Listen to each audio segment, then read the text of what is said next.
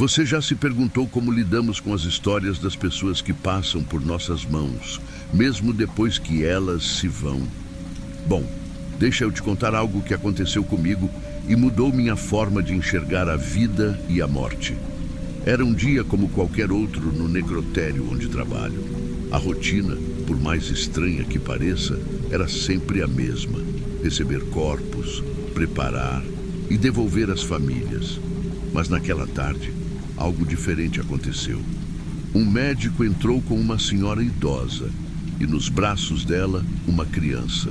Uma menina de uns 6 anos, com cabelos dourados e o rosto mais sereno que já vi. Ele me explicou que a menina, Isadora, tinha falecido de leucemia e que a avó estava ali para acompanhar o processo. A senhora segurava uma pequena borboleta de papel nas mãos. Com a voz tremendo, ela pediu que a Isadora fosse preparada com cuidado e que essa borboleta ficasse com ela. Naquele momento, eu não consegui dizer nada. Só balancei a cabeça, sentindo o nó na garganta crescer. Enquanto preparava a sala, olhava para a menina e pensava: como alguém tão pequeno e cheio de vida podia ter passado por algo tão cruel? Ainda assim, ela tinha um semblante de paz que mexeu comigo. A avó agradeceu antes de ir embora, dizendo que confiava em mim para fazer tudo do jeito que Isadora merecia. Quando comecei a preparar Isadora, senti que aquela tarefa não era só mais uma parte do meu trabalho. Cada detalhe parecia importante.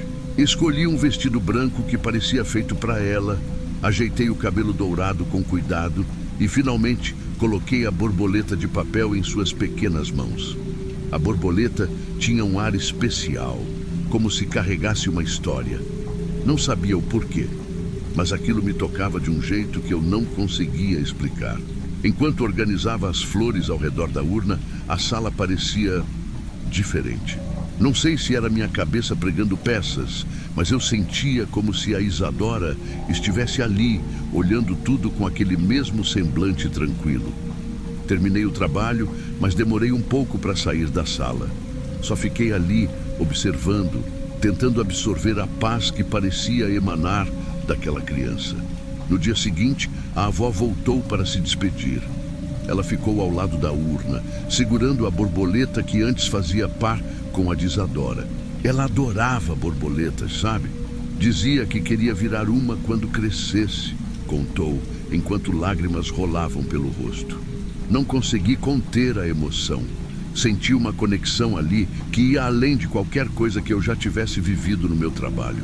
Quando ela foi embora, me senti esgotada, mas ao mesmo tempo estranhamente leve. Era como se aquele dia tivesse me mostrado que mesmo na morte, a gente pode sentir amor e gratidão de um jeito inexplicável. Depois daquela despedida, achei que tudo ia voltar ao normal. Mas naquela mesma noite algo aconteceu. E olha, até hoje, quando penso nisso, me dá um arrepio. No sonho, eu estava em um campo cheio de flores. Era lindo, sabe? Um lugar que parecia ter saído de um daqueles filmes de fantasia. No meio do campo, lá estava Isadora, com o mesmo vestido branco que eu tinha colocado nela. Ela segurava a borboleta de papel nas mãos e sorria para mim. Era um sorriso tão genuíno que por um segundo esqueci que ela tinha partido. Ela começou a correr em minha direção, com os cabelos dourados balançando no vento. Parecia tão viva, tão cheia de energia, que fiquei paralisada, sem saber o que fazer. Mas antes que ela chegasse até mim, Isadora simplesmente desapareceu. O campo ficou vazio e eu acordei com o coração acelerado. Fiquei um tempo encarando o teto, tentando entender o que tinha acabado de acontecer. Foi só um sonho? Talvez. Mas a sensação de paz que ficou comigo era como se ela estivesse tentando me dizer algo. E por mais estranho que pareça, eu me senti grata por aquele momento. Depois daquele sonho, eu tentei seguir minha rotina, mas as coisas começaram a mudar. Os sonhos com Isadora ficaram mais frequentes. E cada vez que ela aparecia, parecia querer me mostrar alguma coisa. Em um desses sonhos, ela estava sentada em uma cadeira, brincando com a borboleta de papel. Você não precisa ter medo, ela disse, com a voz calma e suave. Não era assustador, muito pelo contrário. Parecia que ela queria me confortar, como se entendesse que eu carregava um peso dentro de mim. Esses sonhos não aconteciam toda noite, mas sempre surgiam quando algo difícil estava acontecendo na minha vida. Uma vez, depois de um dia pesado no trabalho, ela apareceu em um parque cercada de borboletas. Vai ficar tudo bem, ela disse, com aquele mesmo sorriso calmo. Eu comecei a escrever tudo num caderno. Cada detalhe, cada frase que ela dizia era como se Isadora estivesse me guiando de alguma forma, mesmo não estando mais aqui. E sabe o que é mais estranho? Sempre que eu acordava desses sonhos, sentia uma paz tão grande que ficava difícil de explicar. Como se ela estivesse me lembrando de que, mesmo nas situações mais difíceis, existe um jeito de encontrar esperança. Eu sabia que os sonhos com Isadora tinham um significado, mas nunca imaginei o que estava por vir. O sonho que tive naquela noite foi diferente. Parecia mais real, como se eu estivesse mesmo lá. Eu estava na sala do necrotério e Isadora estava em pé ao lado da urna onde eu a tinha colocado. Ela segurava a borboleta de papel na mão, mas dessa vez ela a abriu. Dentro da borboleta havia algo escrito. Eu sempre confiei que você cuidaria de mim, ela disse, olhando nos meus olhos. Meu coração quase parou. Eu nunca tinha percebido que aquele pequeno papel poderia guardar algo a mais. Quando acordei, aquilo ficou martelando na minha cabeça. Não conseguia esquecer as palavras dela. No dia seguinte, decidi procurar a avó de Isadora. Eu precisava saber se havia algo que eu não tinha percebido. Quando cheguei na casa da avó, fui recebida com carinho. Ela parecia mais tranquila, como se tivesse encontrado uma forma de lidar com a perda. Contei sobre os sonhos com cuidado para não assustá-la e mencionei a borboleta de papel. Os olhos dela se encheram de lágrimas. Eu dobrava essas borboletas para Isadora quando ela estava no hospital. Dizia que elas levavam nossos pedidos para Deus. Quando ela partiu, coloquei uma mensagem dentro de uma delas, pedindo para que ela fosse cuidada onde quer que estivesse. Naquele momento, tudo fez sentido. Aquela borboleta não era só um símbolo, era uma conexão entre elas. Naquela noite, tive o que seria meu último sonho com Isadora. Estávamos no mesmo campo de flores de antes, mas dessa vez ela estava brincando com várias borboletas que voavam ao redor. Quando me aproximei, ela me entregou a borboleta de papel e disse: "Agora você pode deixar isso comigo. Você fez mais do que eu podia imaginar." Eu acordei com lágrimas nos olhos, mas não era tristeza. Era uma sensação de alívio, como se Isadora estivesse me dizendo que estava em paz e que eu podia seguir em frente. Foi a última vez que sonhei com ela. Depois disso, minha visão sobre o meu trabalho mudou completamente. Não era mais só preparar corpos ou seguir ordens. Eu comecei a ver aquilo como uma forma de cuidar das histórias das pessoas, de garantir que, mesmo no fim, elas fossem tratadas com o respeito e o amor que mereciam. A borboleta de papel ficou marcada na minha memória. Sempre que vejo uma, lembro da Isadora e do que ela me ensinou. Que mesmo em meio à dor e à perda, há formas de encontrar conexão, esperança e paz. Essa história mudou minha vida. E eu espero que, de alguma forma, ela toque a sua também. Afinal, às vezes, são as histórias mais simples que nos mostram as maiores lições.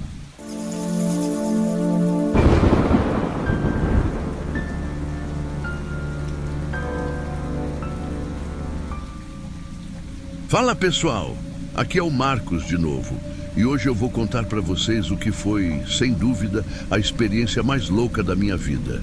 Sério, depois disso, nunca mais olhei para o mundo do mesmo jeito. Quem já me acompanha sabe que eu tenho umas paradas meio diferentes. Desde criança eu vejo coisas que, bom, a maioria das pessoas não vê. Mas essa história é de arrepiar até o mais cético. Tudo começou quando o Ricardo, meu amigo de infância, me convidou para passar uns dias na fazenda da família dele. no interior do Ceará. Eu estava precisando dar uma pausa, sabe? Respirar um pouco. Então, topei na hora. Só que ele me avisou. A única acomodação disponível era uma casa velha nos fundos da propriedade que tinha sido usada como necrotério. Na hora eu ri achando que era piada, mas chegando lá, vi que ele estava falando sério. O lugar era bizarro. A casa parecia respirar por conta própria, sabe? O ar era pesado, o chão rangia e tinha um cheiro esquisito, como de coisa velha e úmida. Não sei explicar, mas parecia que cada parede tinha uma história triste para contar. Ricardo tentou amenizar, dizendo que ninguém usava a casa há anos, mas que ela estava segura. Como eu não sou de correr de um desafio e estava cansado da viagem, decidi ficar. Só que quando coloquei meu colchão no chão e apaguei a luz, eu já sabia que aquela noite ia ser longa. No começo, estava tudo normal. O silêncio era quase absoluto, tirando o som do vento lá fora. Eu estava começando a relaxar, até que escutei. Primeiro foi um barulho de passos arrastados no corredor. Na hora, achei que fosse o Ricardo pregando alguma peça, mas quando chamei, ninguém respondeu. Aí o cheiro veio. Era forte, meio adocicado e horrível, como flor morta misturada com algo podre. Meu coração já estava acelerado, mas tentei me convencer de que era minha imaginação.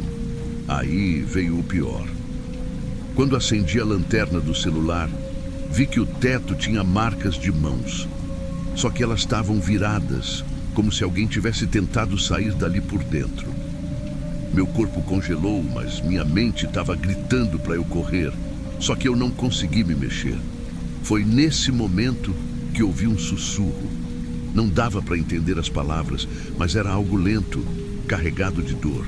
Era como se alguém estivesse tentando falar comigo do outro lado de uma parede invisível.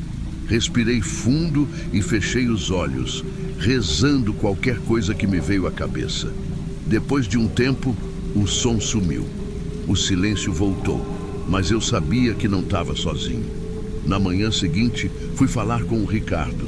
Ele estava todo tranquilo, mas quando contei o que aconteceu, a expressão dele mudou. Ele confessou que ninguém ficava naquela casa há anos porque dava medo.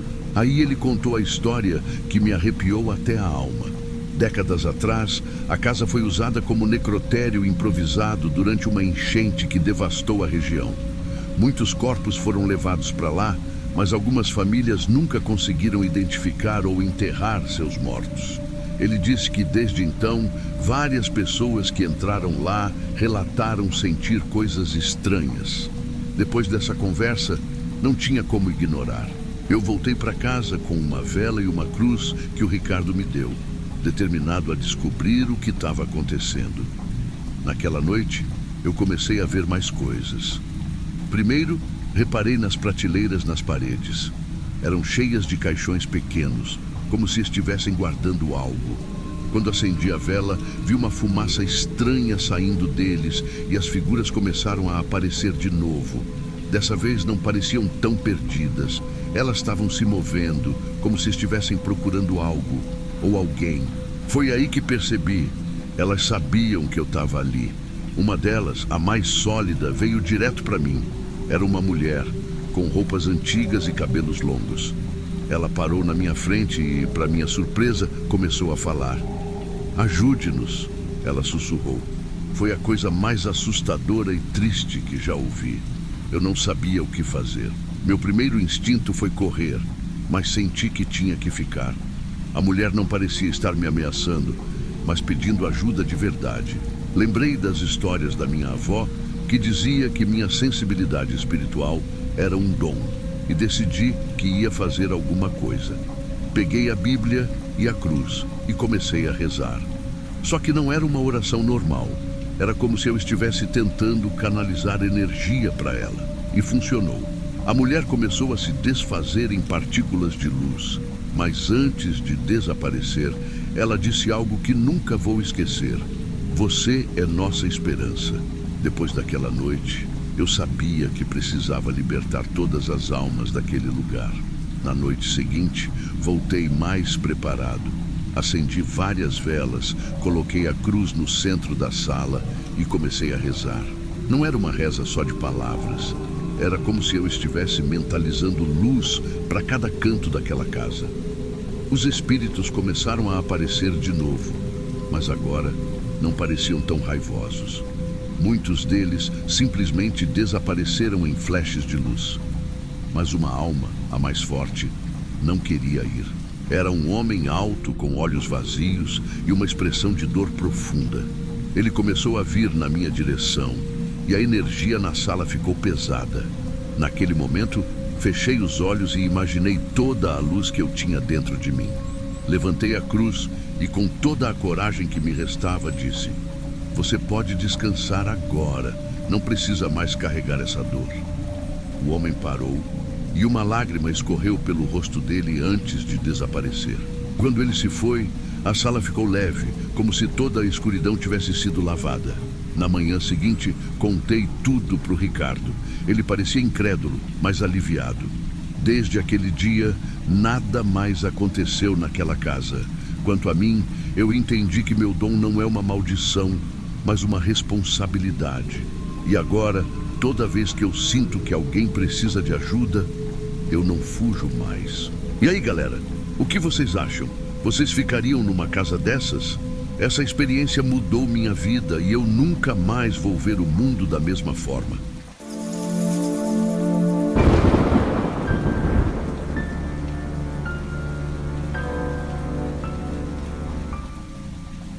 Você já se imaginou trabalhando num necrotério sozinho durante a madrugada? Parece assustador, né? Pois deixa eu te contar o que aconteceu comigo. Essa história é real e até hoje eu fico arrepiada só de lembrar. Eu sou Mariana, médica legista, e naquela noite estava no plantão sozinha. Meu colega Paulo precisou sair às pressas por causa de uma emergência e eu fiquei responsável por cuidar de tudo. Era uma noite tranquila, ou pelo menos parecia ser. 2 corpos estavam lá. Um homem idoso, que provavelmente morreu de causas naturais, e uma mulher jovem, com uns 30 anos, que tinha sinais de um grave acidente. Nada fora do comum no começo. Depois de organizar os papéis, decidi começar o trabalho com a mulher. Eu estava ajustando a maca e preparando os instrumentos, quando ouvi um barulho estranho vindo da área das gavetas frigoríficas. Era como um metal rangendo, aquele som que faz você parar tudo e prestar atenção. Olhei para trás, achando que era só paranoia minha, mas o som continuava. Resolvi ir até lá para checar. Quando cheguei perto, vi que uma das gavetas estava entreaberta. Era a da mulher. Eu tinha certeza de que havia fechado antes, mas tentei me convencer de que podia ter me esquecido. Respirei fundo, empurrei a gaveta com força e voltei para o trabalho. Foi aí que as coisas começaram a ficar ainda mais estranhas. Uma brisa gelada atravessou a sala e o clima mudou. Você sabe quando o ar fica pesado, como se algo estivesse prestes a acontecer? Era exatamente assim. Tentei ignorar, mas quando passei pela porta de vidro que dá acesso à sala principal, algo me paralisou. O reflexo da mulher estava lá, nítido, como se ela estivesse viva. Mas quando olhei diretamente para a maca, o corpo não se mexia. Só o reflexo estava errado. Naquele momento, comecei a questionar minha sanidade. Pisquei algumas vezes, esfreguei os olhos e o reflexo desapareceu. Tentei continuar meu trabalho, mas a sensação de que algo estava me observando não ia embora. Foi então que percebi que a maca estava vazia. O corpo tinha sumido. Minha mente entrou em pânico. Como um corpo desaparece assim? Tentei buscar uma explicação lógica. Talvez alguém tivesse movido sem me avisar. Talvez eu estivesse tão cansada que me confundi. Só que eu sabia que estava sozinha ali. Peguei a lanterna e comecei a procurar. Cada passo pelo necrotério fazia meu coração acelerar. Tudo parecia mais escuro do que o normal. E o silêncio só tornava tudo mais assustador. Quando virei o corredor principal, lá estava ela, a mulher, em pé. Não parecia uma pessoa normal. O tórax dela estava aberto, como na autópsia que eu ainda nem tinha começado, e os órgãos caíam lentamente, deixando um rastro de sangue pelo chão. Eu congelei. Era como se meus pés estivessem presos ao chão. Ela começou a andar, lentamente, e o som dos passos ecoava pelo corredor. Não era possível que aquilo fosse real. Eu recuei, tremendo, mas a mulher parou bem na frente da porta de vidro que dava acesso à sala onde eu estava. O reflexo dela estava diferente. Os olhos estavam vazios e o rosto parecia uma mistura de tristeza e raiva. Ela levantou a mão como se quisesse tocar o vidro, mas antes que pudesse fazer qualquer coisa, as luzes começaram a piscar. No meio do pisca-pisca das luzes, ela desapareceu. O silêncio voltou, mas havia algo no chão. Pegadas ensanguentadas, indo direto para a maca de onde o corpo tinha desaparecido. Corri de volta para a sala principal e lá estava o corpo, exatamente como antes, imóvel na maca, como se nada tivesse acontecido. Eu não sabia o que pensar. Meu coração estava disparado, minhas mãos tremiam e eu só conseguia repetir na minha cabeça: isso não é possível, isso não é possível. Sem saber o que fazer, sentei no chão e comecei a rezar. Não sou uma pessoa muito religiosa, mas naquele momento era a única coisa que fazia sentido. As palavras saíram tremidas, mas algo aconteceu. O frio começou a desaparecer. As luzes pararam de piscar e a sala voltou ao normal. Alguns minutos depois, Paulo voltou. Ele encontrou meu rosto pálido, lágrimas nos olhos e eu tremendo como se tivesse acabado de escapar de algo horrível. Tentei explicar o que aconteceu, mas ele ficou olhando para mim com uma expressão confusa. Foi aí que ele disse algo que me fez gelar de novo. Mariana, a gente só recebeu um corpo hoje. O homem idoso, não tinha nenhuma mulher. Olhei para a maca onde o corpo da mulher estava, agora vazia. Fiquei ali, sentada, sem conseguir dizer mais nada. Desde aquela noite, nunca mais consegui olhar para um necrotério do mesmo jeito. E, sinceramente, espero nunca mais passar por algo assim.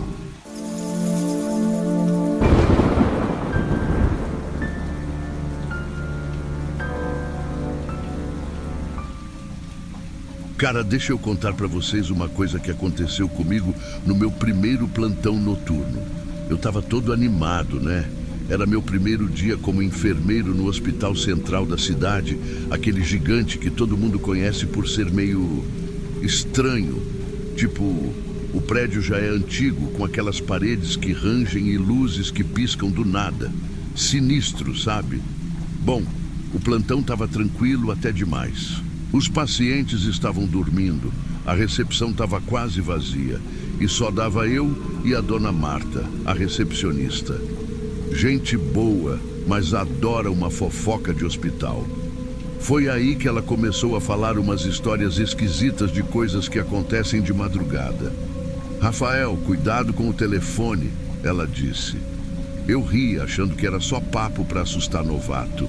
Mas, cara, não deu nem meia hora e o telefone tocou. Só que não era da recepção. Era um ramal interno. Quando atendi, a ligação era estranha. Do outro lado, uma mulher sussurrava: "Me ajude, estou presa." E a ligação caiu. Fiquei gelado. Tipo, meu coração acelerou na hora. Pensei, deve ser trote, né? Mas algo na voz dela parecia muito real. Beleza. Tentei deixar pra lá, mas aquilo não saía da minha cabeça. Então fui olhar o identificador de chamadas. A ligação vinha do necrotério. Necrotério! Fiquei paralisado. Falei pra dona Marta e ela só balançou a cabeça séria. O necrotério tá fechado há anos, Rafael. Claro que eu não ia descer lá sozinho. Chamei os seguranças, o André e o Tiago, para irem comigo. André era o mais tranquilo, do tipo que não acredita em nada, enquanto o Tiago, bom, ele parecia mais assustado que eu. Quando a gente desceu, o clima era pesado. O corredor do subsolo era frio, o ar parecia parado, sabe? A porta do necrotério estava trancada, mas a chave estava com a gente. Quando entramos, o lugar era um caos. Poeira, equipamentos antigos e aquele cheiro de coisa abandonada. Mas o mais bizarro, o telefone estava fora do gancho. Só que ninguém podia ter usado ele. O Tiago deu uma risada nervosa. Deve ser rato. André, claro, fez piada. Ou o fantasma tá sem crédito. Mas aí o telefone tocou de novo. Todo mundo congelou. Atendi, tremendo. Do outro lado, silêncio.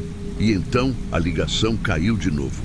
Depois que o telefone desligou, ninguém queria ficar ali mais um segundo. O Tiago estava quase correndo de volta para o elevador, mas eu tinha que entender o que estava acontecendo. Olhei ao redor e percebi algo estranho. Marcas de dedos no pó ao redor do telefone. Era como se alguém tivesse usado ele recentemente. André, tentando manter a calma, falou: "Isso aqui está muito estranho. Melhor subir e avisar o chefe." Antes que a gente pudesse decidir, ouvi um som vindo de uma sala ao lado. Era como se algo estivesse arranhando a parede. Falei baixinho: "Vocês ouviram isso?" André e Tiago só balançaram a cabeça pálidos. Peguei coragem e fui em direção à sala. A porta estava meio aberta e quando entrei não tinha nada. Nada além de uma sensação horrível, como se alguém estivesse me observando. Do nada, o telefone do necrotério tocou de novo. A gente correu de volta para a sala principal, mas dessa vez o telefone ficou tocando até eu atender. Quando atendi, ouvi a mesma voz feminina: "Por favor, me ajude. Estou aqui há tanto tempo." E então, como sempre, a ligação caiu. A voz parecia cheia de dor, como se estivesse presa, e para piorar, as luzes começaram a piscar. Depois daquela última ligação, a gente subiu correndo para o andar de cima. Quando contei tudo para Dona Marta, ela ficou séria e falou: "Eu sabia que isso ia acontecer. Essa voz já chamaram outras pessoas antes. Sempre alguém novo aqui no hospital." "Ah, achei que era só mais uma história maluca, mas Dona Marta me falou sobre uma paciente chamada Clara. Segundo ela, Clara tinha dado entrada no hospital anos atrás, mas nunca saiu. O que piorava a situação é que ninguém sabia o que realmente tinha acontecido. Ela simplesmente desapareceu. Dizem que ela foi para o necrotério por engano, como se estivesse morta, mas ainda estava viva. Isso me deixou ainda mais intrigado. Fui até o arquivo do hospital, aquele lugar cheio de papéis velhos e poeira, para tentar achar algo sobre Clara. Depois de muita procura, encontrei um registro dela. As anotações eram confusas. Parte dizia que ela morreu no hospital, outra parte sugeria que foi um erro médico. E olha, lendo aquilo, eu comecei a entender por que a voz parecia tão desesperada. Antes de sair do arquivo, percebi algo ainda mais sinistro.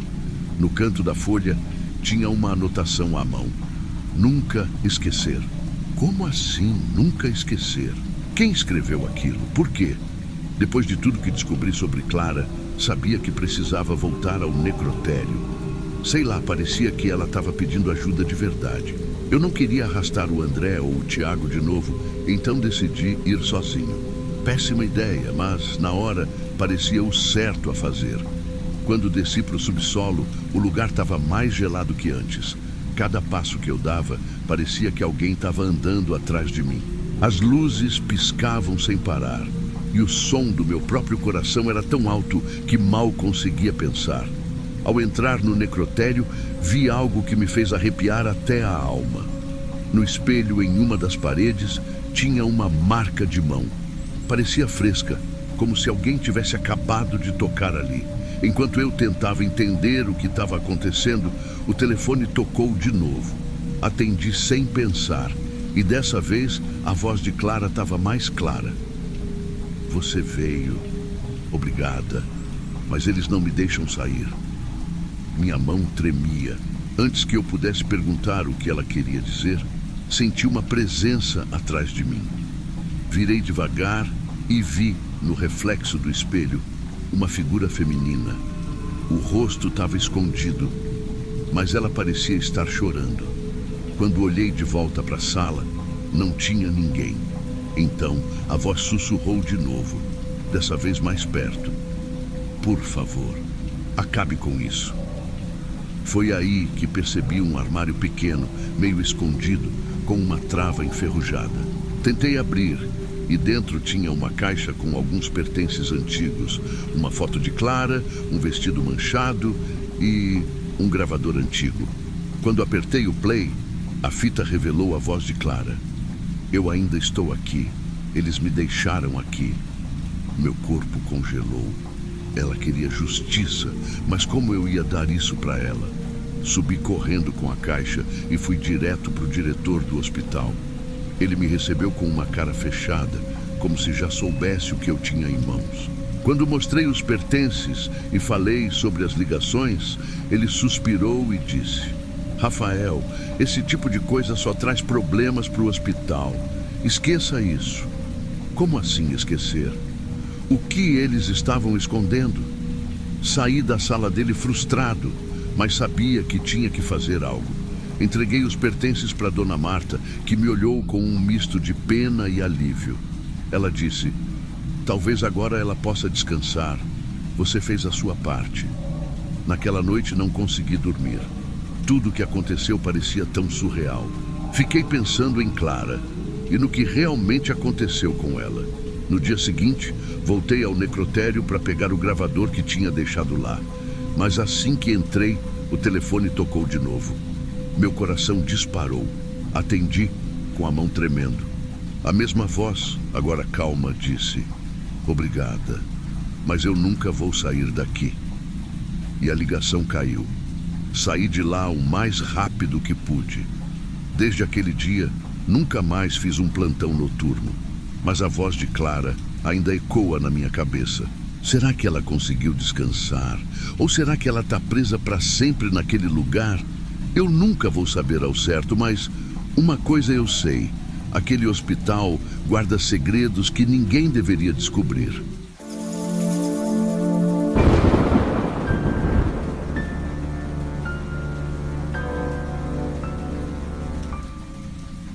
Olá, amigos!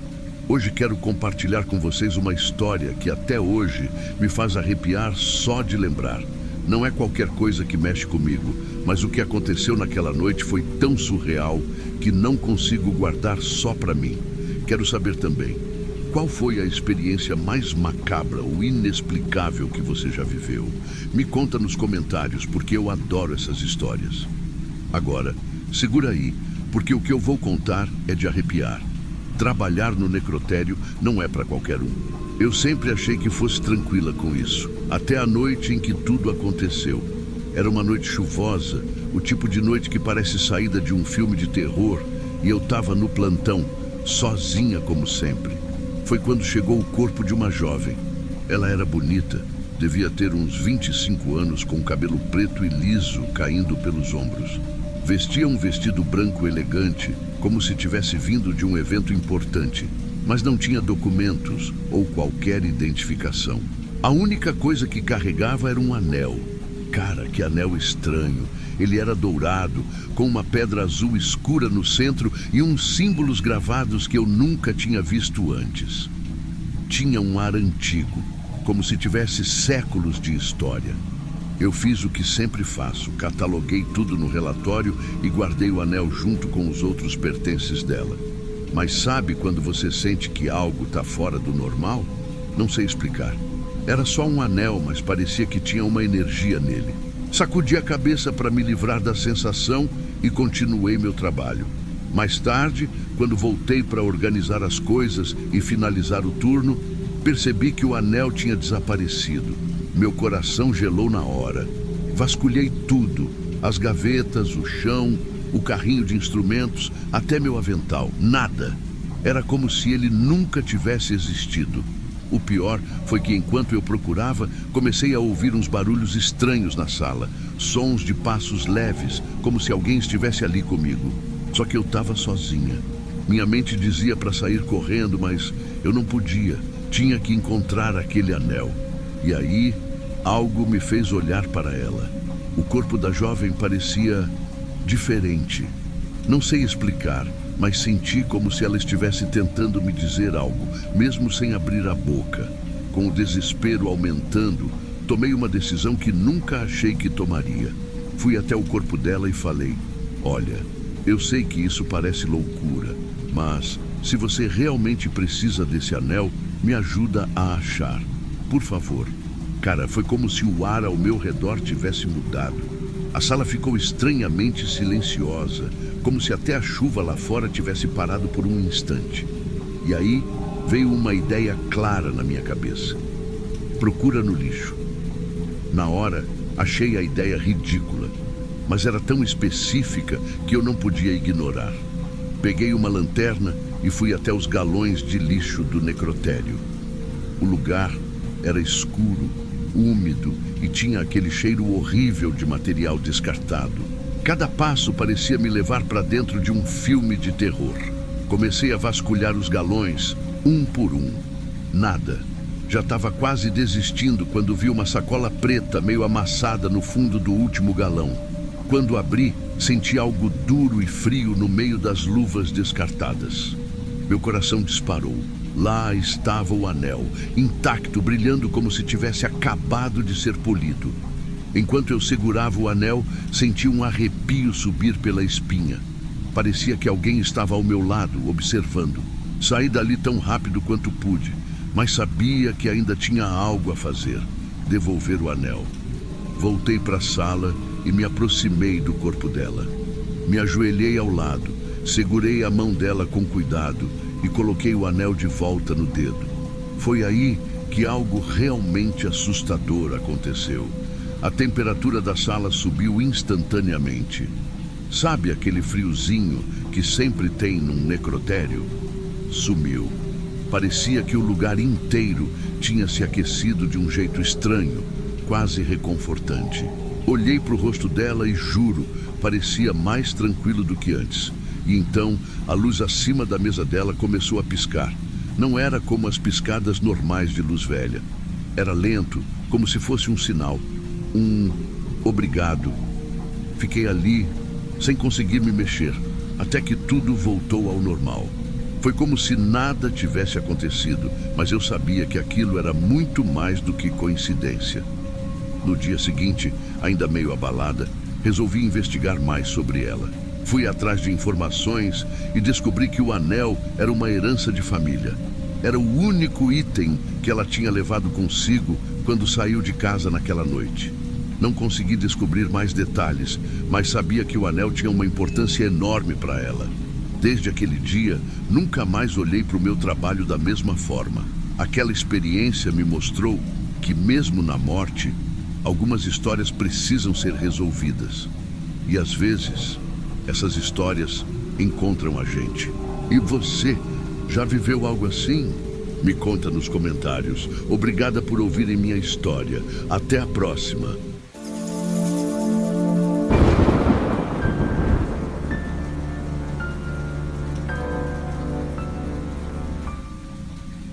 Meu nome é Clara. Sou técnica em necropsia. Não é um trabalho que a maioria das pessoas quer fazer, mas sempre curti coisas diferentes, sabe?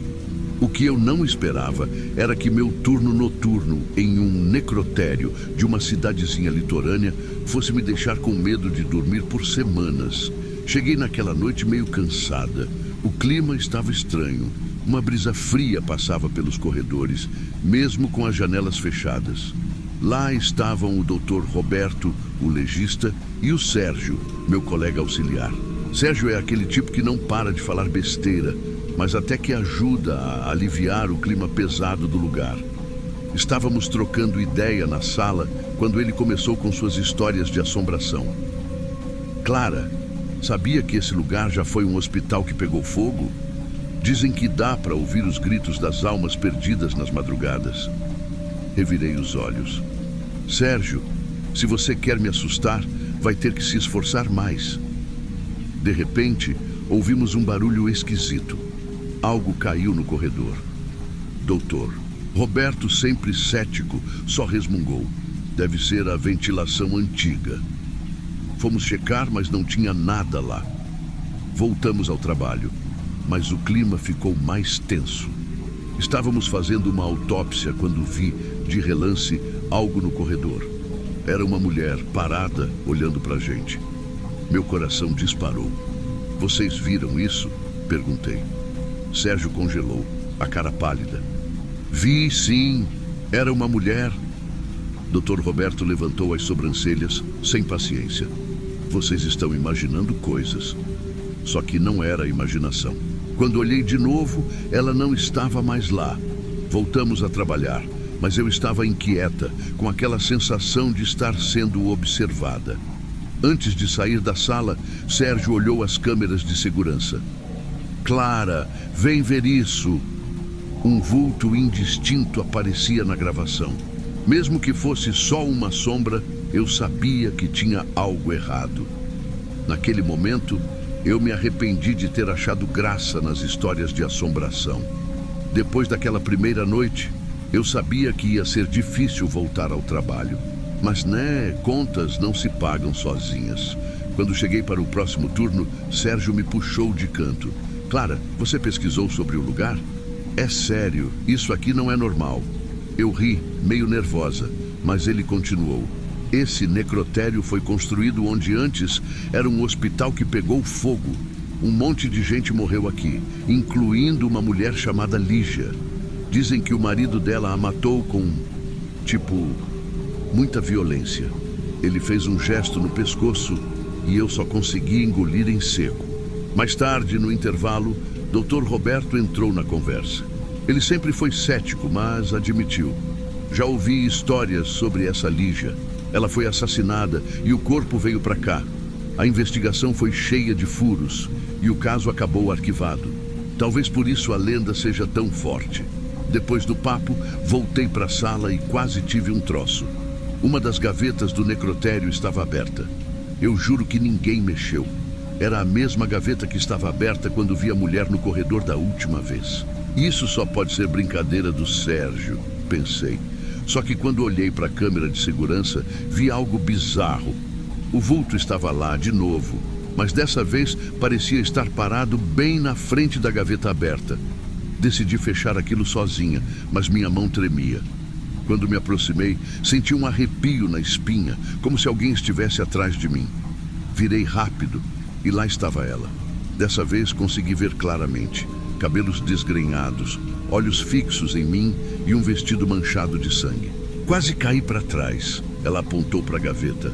Foi só isso. Eu mal consegui respirar. Quando chamei Sérgio e Dr. Roberto, a figura tinha desaparecido. Tá bom, Clara. O que está acontecendo agora? Perguntou o Dr. Roberto, tentando parecer calmo. Abri a gaveta com eles ali, e o que vimos nos deixou sem fala. O corpo dentro da gaveta era o do homem que havia sido trazido mais cedo. Depois de um tempo analisando, Dr. Roberto disse: esse é o ex-marido da tal Lígia.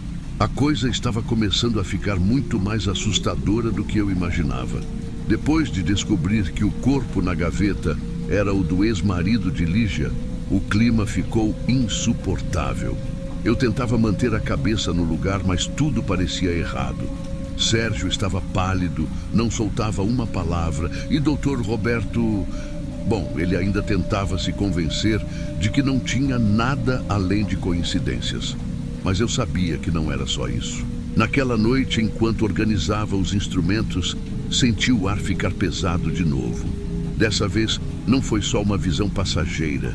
Lígia estava ali, na minha frente, mais próxima do que nunca. Seus olhos estavam cheios de dor, mas havia algo mais. Uma mistura de raiva e pedido de ajuda. Ela abriu a boca, mas o que saiu foram palavras confusas. Justiça. Ele. Liberdade. Meu coração batia tão forte que parecia que ia explodir. Antes que eu pudesse reagir, ela desapareceu novamente. Chamei Dr. Roberto e Sérgio para contar o que tinha acontecido. Ela quer alguma coisa, eu disse. Talvez esteja presa aqui porque algo foi deixado inacabado. Sérgio parecia querer sair correndo, mas Dr. Roberto, apesar de cético, estava começando a ligar os pontos. Talvez a gente precise ajudar, ele disse com a voz mais baixa do que o normal. E foi aí que decidimos procurar os arquivos policiais. Algo me dizia que a resposta estava lá. Passamos horas pesquisando e finalmente encontramos o que precisávamos. O ex-marido de Lígia tinha sim cometido o crime, mas com a ajuda de 2 cúmplices. Eles encobriram tudo, manipulando evidências para escapar da justiça. No entanto, o homem tinha sido morto recentemente, aparentemente numa briga. Era como se a verdade estivesse vindo à tona por conta própria. Voltei para a sala, onde tudo tinha começado. Dr. Roberto sugeriu fazermos uma oração, algo que ele nunca tinha sugerido antes. Acendemos uma vela ao lado da gaveta e ele liderou uma prece pedindo para que Lígia encontrasse paz. De repente, o ar pareceu mais leve. Foi então que Lígia apareceu pela última vez. Dessa vez, ela estava diferente. Não havia dor nem raiva em seus olhos, apenas um leve sorriso. Ela acenou para nós como se dissesse obrigada e desapareceu para sempre. Ficamos ali, em silêncio, por um bom tempo. Foi Sérgio quem quebrou o gelo. Eu vou me aposentar mais cedo, ele disse, tentando aliviar o clima. Mas a verdade é que naquele momento todos nós sentimos que tínhamos feito algo importante. Depois daquela noite, algo mudou dentro de mim. Não era só um trabalho, parecia que eu tinha um propósito maior ali. Ver a dor e o alívio de Lígia me fez pensar em como a vida e a morte pode ser muito mais complexa do que imaginamos. Decidi ficar no necrotério, mesmo com todo o medo que senti. Senti que meu papel ali era maior do que cuidar de corpos. Era trazer paz, de alguma forma, para quem ficou e para quem partiu. Sérgio, ele continuou com as piadas, mas nunca mais brincou sobre fantasmas. E Dr. Roberto, o cético de carteirinha, até admitiu que algumas coisas não podem ser explicadas pela ciência. E eu? Bem, agora, toda vez que passo por aquela gaveta, sinto um arrepio, mas não de medo. É como se Lígia estivesse dizendo que está bem, que tudo está finalmente no lugar. Essa foi minha história. Espero que de alguma forma ela faça vocês pensarem sobre o que está além do que a gente pode ver. Porque olha, eu com certeza nunca mais vou olhar para um necrotério do mesmo jeito.